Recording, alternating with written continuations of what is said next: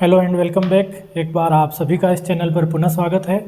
आज हम बात करने वाले हैं वित्त विभाग द्वारा हाल ही में दिनांक 23 अगस्त 2024 को जारी किए गए एक स्पष्टीकरण के संबंध में। देखिए, जब कोई कार्मिक अपना प्रमोशन फोरगो कर देता है, यानी जो प्रमोशन उन्हें ऑफ़र किया गया है, कई बार कार्मिक अपने कई निजी या व्यक्तिगत कारणों से उन प्रमोशन को स्वीकार नहीं करते हैं, तो उसके पश्चात जो उनकी एससीपी या एमएससीपी शेष होती है वह उस प्रमोशन फोरगो करने के कारण प्रभावित होती है। तो कितनी अवधि तक आगामी एससीपी या एमएससीपी प्रभावित होने वाली है इस प्रमोशन फोरगो के कारण, उसके संबंध में ये स्पष्टीकरण जारी किया गया है वित्त विभाग द्वारा। तो आज के इस वीडियो में हम इस पर चर्चा करने वाले हैं। देखिए, सबसे पहले जो वर्तमान में प्रोविज़न हैं उनको हम समझ लेते हैं, जिसके बाद हम इस स्पष्टीकरण को उससे रिलेट करके आसानी से समझ सकें। मूलतः इस स्पष्टीकरण का उद्देश्य यह है कि जो अवधि स्थगित की जाती है एससीपी या एमएससीपी के लिए, यानी कितने विलंब से उसको आगामी एससीपी या एमएससीपी स्वीकृत की जानी है, उस स्थगन अवधि की किस प्रकार गणना की जाए उसके संबंध में यह स्पष्टीकरण है। चलिए हम पहले वर्तमान में जो प्रभावी प्रावधान हैं, जो निर्देश पहले जारी किए जा चुके हैं, उनके संबंध में कुछ चर्चा कर लें।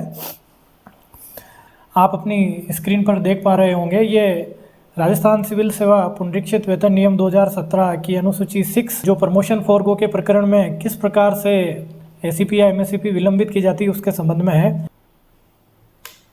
आप अपनी स्क्रीन को यहाँ पॉज करके इन प्रावधानों को पढ़ सकते हैं, जिससे कि आगे समझने में आसानी रहे। देखिए, बिंदु समझने का प्रयास करते हैं कि पुराने प्रावधान क्या थे।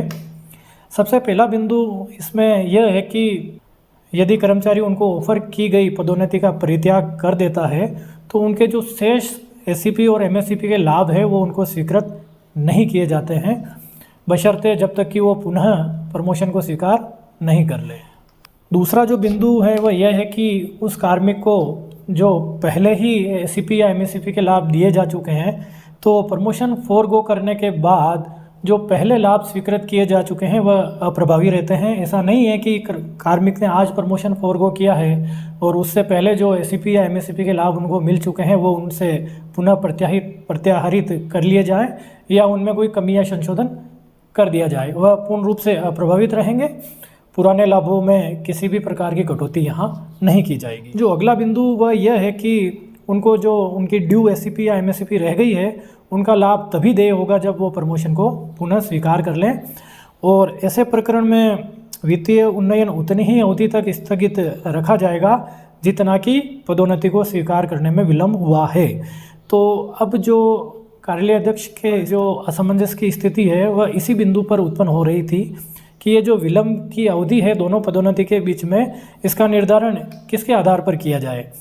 देखिए, प्रथम पदोन्नति जब कार्मिक ने परित्याग किया था उस समय क्या उसकी रिक्ति दिनांक या जो पदोन्नति आदेश जारी हुआ था उस दिनांक से गणना करते हुए विलम्ब अवधि का निर्धारण किए जाए। अब देखिए, पदोन्नति जब स्वीकार करी है कार्मिक ने उस समय भी 3 दिनांक यहाँ हमारे सामने आ रही है। एक तो जो रिक्ति दिनांक है, एक जब पदोन्नति का ऑर्डर जारी हुआ है, और एक जब उन्होंने प्रमोशन पे ज्वाइनिंग ली है। यानी अब कार्यालय अध्यक्ष के सामने कुछ असमंजस यह था कि इन किन दिनांकों को आधार मानकर इस अवधि का निर्धारण किया जाए कि प्रमोशन स्वीकार करने में कितना विलम्ब हुआ है, उतना ही विलम्ब कार्मिक की एससीपी या एमएससीपी में स्वीकृत करने में किया जाएगा।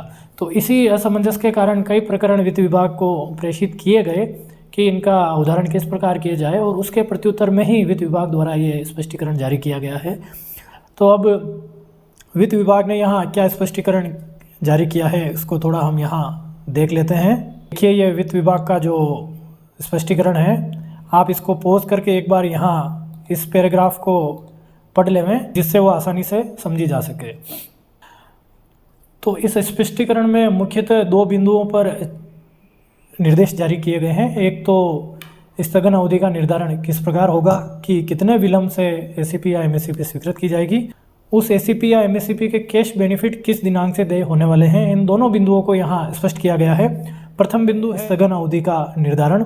तो यहाँ बिल्कुल स्पष्ट कर दिया गया है, आप स्क्रीन पर देख पा रहे होंगे कि परित्याग की गई पदोन्नति की रिक्ति दिनांक से पदोन्नति स्वीकार करने की रिक्ति की दिनांक तक के बराबर की अवधि के लिए आगामी वित्तीय उन्नयन स्थगित रखा जाएगा। यानी कि प्रथम प्रमोशन जो फॉरगो किया गया था उसकी रिक्ति दिनांक, उसके पश्चात जो प्रमोशन उन्होंने स्वीकार किया है उसकी रिक्ति दिनांक, इन दोनों के मध्य की जितनी अवधि है उतनी ही अवधि के बाद उनको एसीपी या एमएससीपी यहाँ स्वीकृत की जानी है। तो रिक्ति दिनांक को यहाँ आधार माना जाएगा दोनों पदोन्नतियों के संबंध में, और उसके आधार पर ही इस अवधि की गणना की जाकर एसीपी या एमएससीपी स्वीकृत की जाएगी। जो दूसरा है इसमें कि कैश बेनिफिट कब से देय होने वाले हैं, तो इसके संबंध में यह स्पष्ट किया गया है कि जो पदोन्नति पर कार्यग्रहण करने की दिनांक है, जब सेकंड बार उन्होंने प्रमोशन एक्सेप्ट किया है उसकी कार्यग्रहण दिनांक, या वित्तीय उन्नयन स्थगन अवधि समाप्त होने पर पुनः पात्रता दिनांक, यानी कि जब वो पुनः पात्र हो गए थे सेकंड एसीपी, इन दोनों में जो बाद वाली डेट है उससे उनको कैश बेनिफिट दे होंगे। आप इसको पढ़ लें, इसके बाद हम एग्जाम्पल से इसको समझने वाले हैं जिससे कि आसानी से इसको समझा जा सके। एग्जाम्पल हम जो इस क्लेरिफिकेशन में दिया गया है उसी को यहाँ समझ रहे हैं अपनी स्क्रीन पर।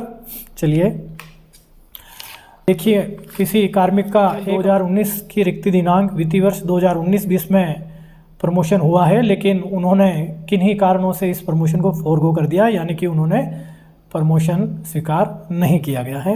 रिक्ति दिनांक 1 अप्रैल 2019।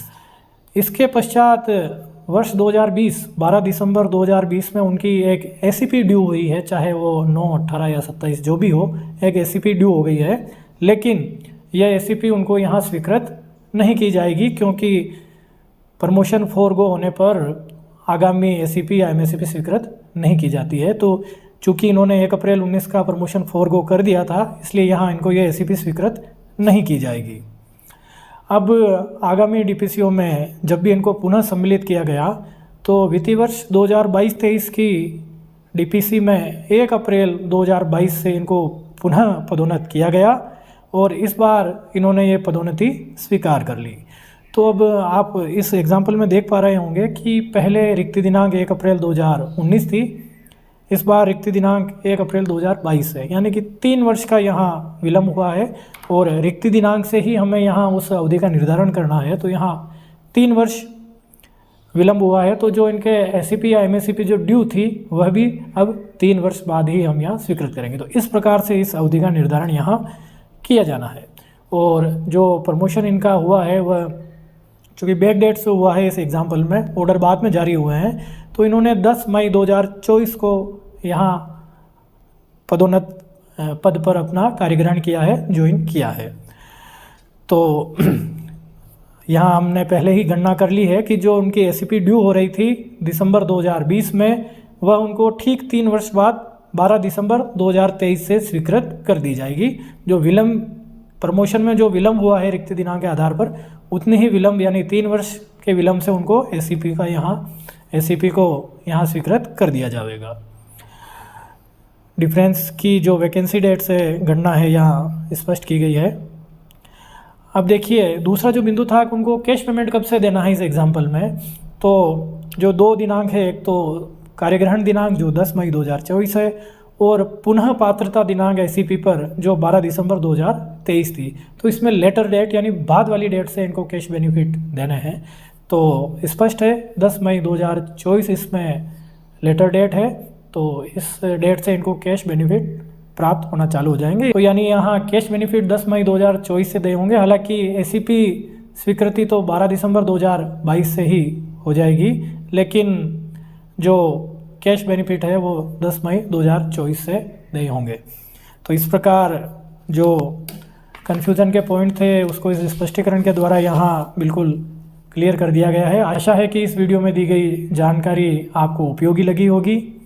आपके कोई प्रश्न या क्वेरी है तो कमेंट बॉक्स में अवश्य ड्रॉप करें। चैनल के साथ बने रहिए। धन्यवाद।